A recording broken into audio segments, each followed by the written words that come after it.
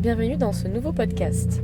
Je m'appelle Marion et ma mission est de vous guider au mieux en vous donnant des conseils sur mes expériences, mon savoir et de vous proposer des solutions sur une thématique de développement personnel ou de voyage afin d'évoluer en tant que personne et dans votre vie. Une semaine sur deux, le mardi à 18h, je vous propose un nouvel épisode sur mes phases d'introspection, de ma perception du monde et de ce qui peut vous inspirer dans le but d'éveiller les consciences. Comme annoncé il y a 2 semaines, à partir de maintenant, je vais faire plus qu'un podcast une semaine sur 2 afin que ce soit plus simple pour moi, que je prenne plus de temps et surtout que je puisse me consacrer au boulot à côté. Parce que comme vous savez, je suis en Australie avec mon copain et on a pas mal de boulot la semaine et donc le week-end on aimerait bien profiter et au moins ça me permet d'avoir plus de temps. Vous entendez sûrement qu'aujourd'hui il pleut, donc c'est un petit ASMR en même temps. Donc j'espère que ça ne viendra pas trop déranger ma prise de parole. Aujourd'hui nous allons attaquer un gros sujet sur la peur de l'échec. Vous me l'avez demandé, donc le voici. Mais ici on va plutôt s'attarder sur les solutions, car nous connaissons généralement tous cette problématique et on l'a déjà vécu au moins une fois dans notre vie. Quelquefois, ça m'arrive d'avoir peur d'échouer et peur de me projeter et surtout peur de m'engager. Je vais sûrement vous apprendre aussi quelque chose que je viens d'apprendre aussi en faisant mes petites recherches. L'atikiphobie, c'est la peur de l'échec, c'est son nom, ou la kakoraphiophobie.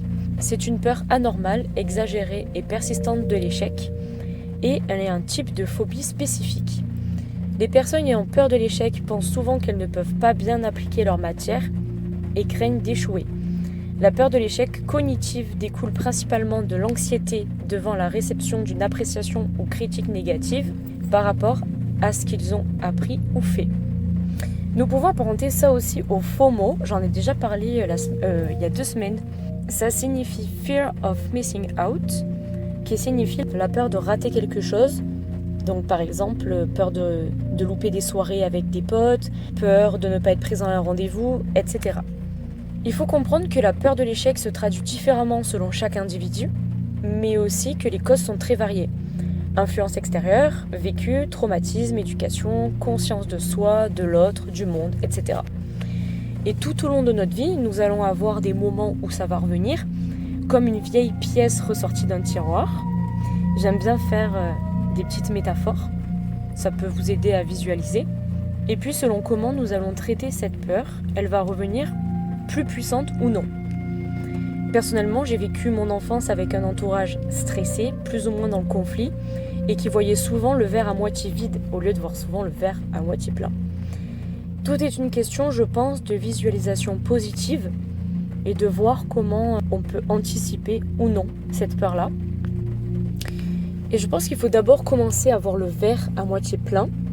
Et puis, ce qui peut vous aider aussi, c'est de vous regarder le matin dans un miroir et de vous dire que vous avez confiance en vous et que vous êtes capable de le faire.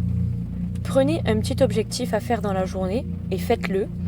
Et surtout, si c'est quelque chose qui vous pèse, par exemple, appeler un membre de la famille, faire le ménage, avancer dans un projet, aller au sport ou quoi. Et c'est comme ça que vous allez acquérir de l'estime de vous. Et la confiance vient au fil du temps. Quand vous savez que vous êtes capable de le faire, c'est à ce moment-là qu'elle vient. La peur de l'échec, selon moi, résulte aussi de notre culture, du fait qu'en France, nous ne sommes pas assez valorisés dans ce qu'on fait et que l'échec à l'école est perçu comme quelque chose de mal, de raté. Et je pense que l'éducation est quand même primordiale, l'éducation ou la scolarité. Donc forcément, c'est ancré dans notre conscience. Et si par exemple je dis à mon enfant qu'il a le droit de se tromper et que c'est très bien pour son développement, il ne va pas forcément voir les choses du même œil. Il va oser, il va se louper, mais il va rebondir ensuite.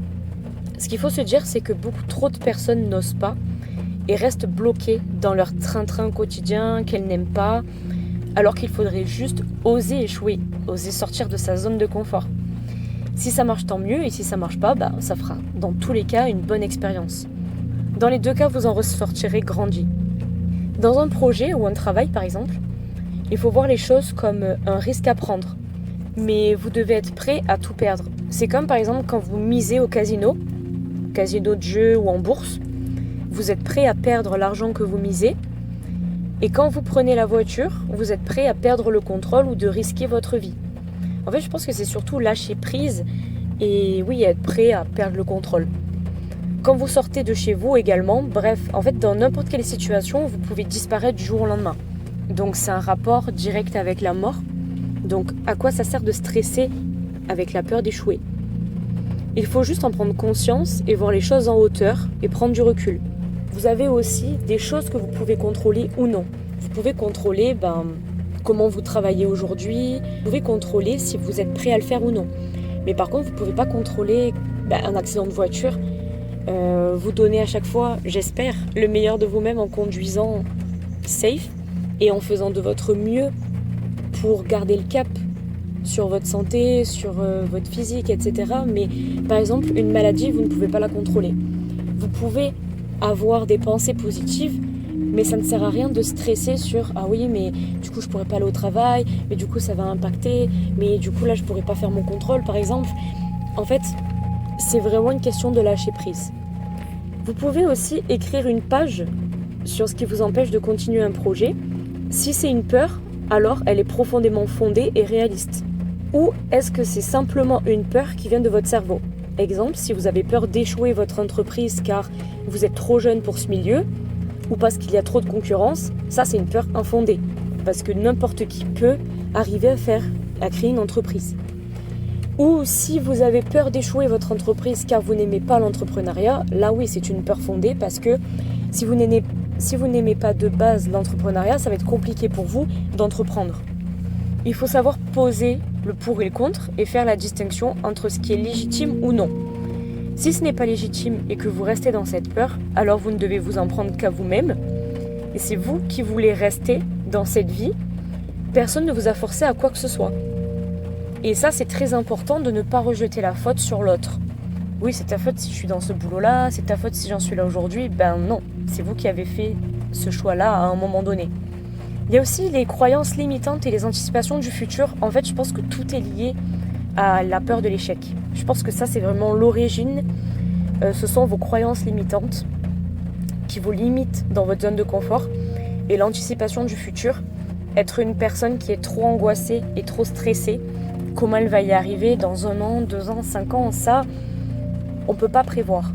C'est comme, là, il n'y a pas longtemps, ce matin, en travaillant, c'était un podcast sur le couple de Ben Never. Et à un moment donné, il disait, oui, en fait, je ne sais pas comment je peux savoir si c'est la bonne personne ou non. Je stresse trop en essayant de prévoir la relation dans 5 ans, savoir comment ça va se passer dans 5 ans, 10 ans.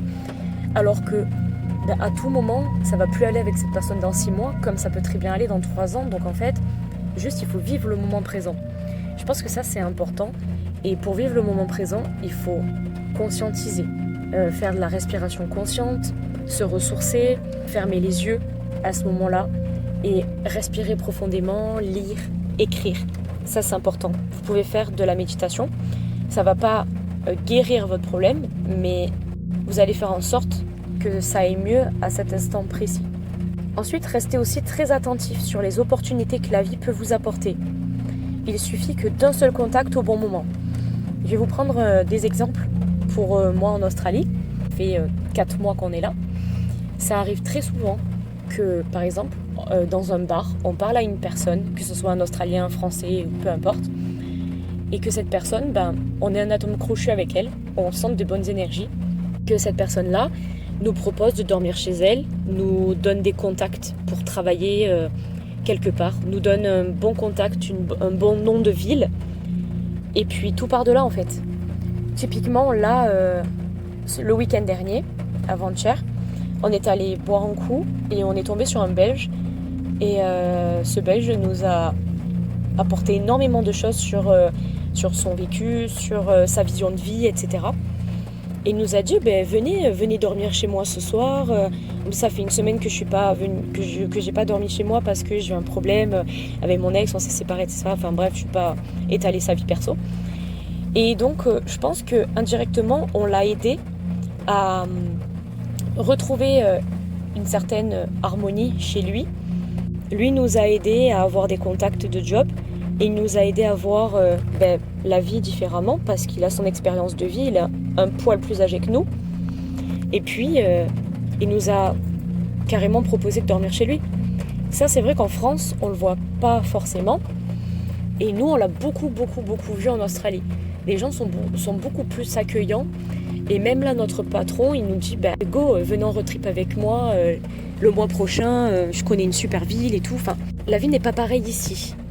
C'est comme là, le patron de là où on travaille, encore une fois, il nous a dit en fait, ici, on s'en fout de comment les gens vous voient, puisque ici, vous êtes en Australie, vous faites un reset de votre vie, de tout, c'est un cap. Donc, on s'en fiche de savoir qui vous parle pas, et comment les gens voient les Français, puisque vous êtes ici maintenant, donc profitez. Mais il a totalement raison. Je parle de ce patron, mais comme je peux parler d'une vingtaine de personnes extra qu'on a connues là en seulement 4 mois, qui sont devenus des amis et des confidents, et on leur parle encore assez souvent en message, on leur demande comment ça va, que ce soit des Français, on a beaucoup d'Australiens aussi, et voilà, c'est pas pareil. Il suffit que d'un soir dans un bar ou d'un soir juste vous êtes en galère, vous allez demander, même ne serait-ce que est-ce que vous connaissez quelqu'un ou un hôtel ou quoi qui pourrait nous faire passer la nuit, et la personne va se dire moi ça me dérange pas, vous voulez passer la nuit, venez. Et ça emmène très souvent à des conversations très conscientes, très spirituelles des fois, et ça fait du bien. Restez aussi très attentif et toujours se fixer des objectifs stimulants. Donc par exemple, des objectifs sur une semaine ou sur un jour, et ça va vous motiver à voir le quotidien différemment, et ça va vous booster. Vous dire, ce matin je me suis pas réveillée pour rien, ça a été productif. Et là, j'ai moins peur d'échouer parce que j'ai plus confiance en moi et en mes projets. Aussi, quelque chose qui peut vous aider, c'est de ne pas avoir honte ou de ne pas avoir peur des gens. Alors, je suis assez mal placée pour parler de ça parce que j'ai encore ce problème-là. J'ai très peur de ce que pensent les gens de moi, mais ça vient de mon vécu et de mes traumas, entre guillemets.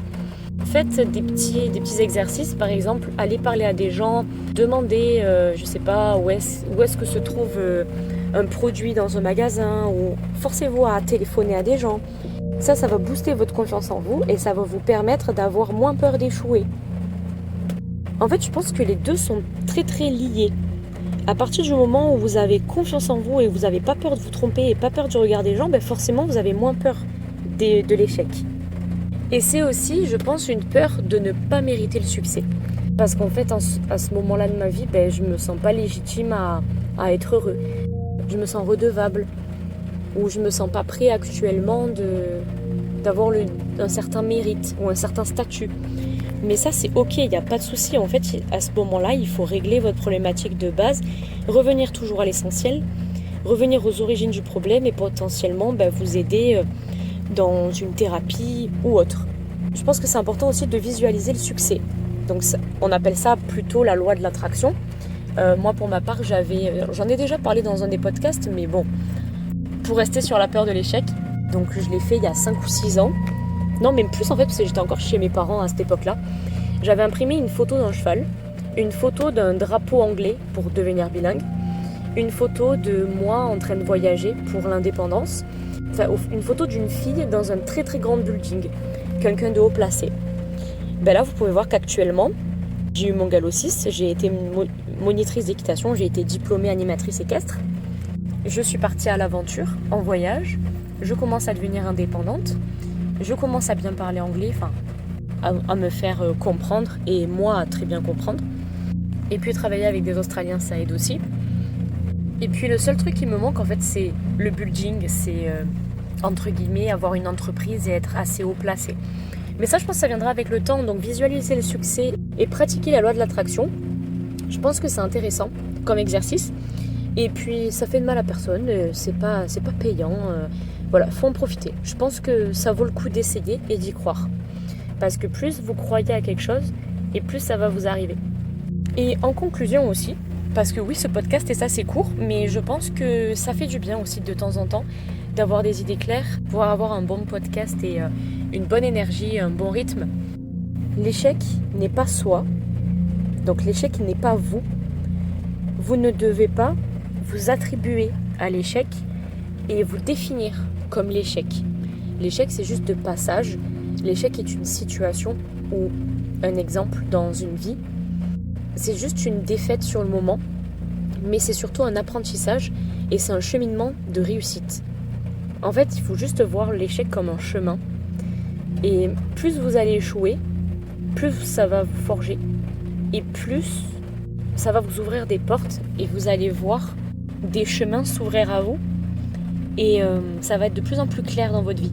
Au début, j'avais vraiment très très peur de me perdre avec moi-même, d'échouer, de perdre beaucoup d'argent, de perdre en temps. J'ai échoué dans plein de choses dans ma vie. Mais je regrette rien, parce que c'est la personne que je suis actuellement.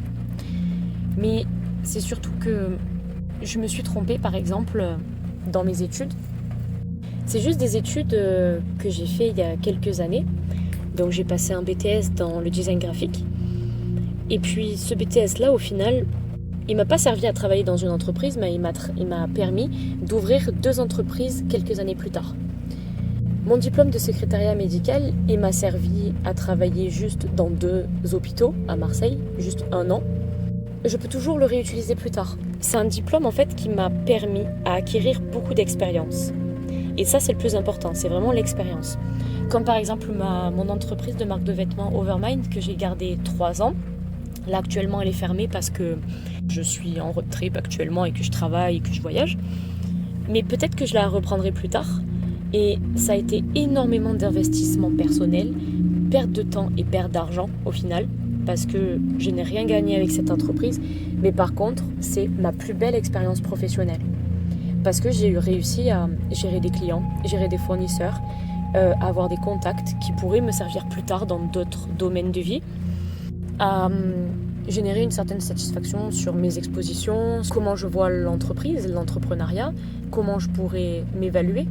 Et ça m'a clairement appris à gérer le SEO, à gérer le marketing, à gérer les ventes, à écrire des articles de blog, à faire du codage. C'est ce que vous allez tirer positivement de cet échec-là pour rebondir sur autre chose. Donc voilà, j'espère que ce podcast vous aura plu. Il était assez rapide, mais assez efficace, je pense. N'hésitez pas à me dire ce que vous pensez, sur quelle thématique vous voulez que je travaille plus tard, dans 2 semaines. Et n'hésitez pas aussi à partager parce que ça peut me soutenir dans ma démarche et ça peut me motiver à continuer mes podcasts. Sur ce, passez une bonne journée et douce nuit.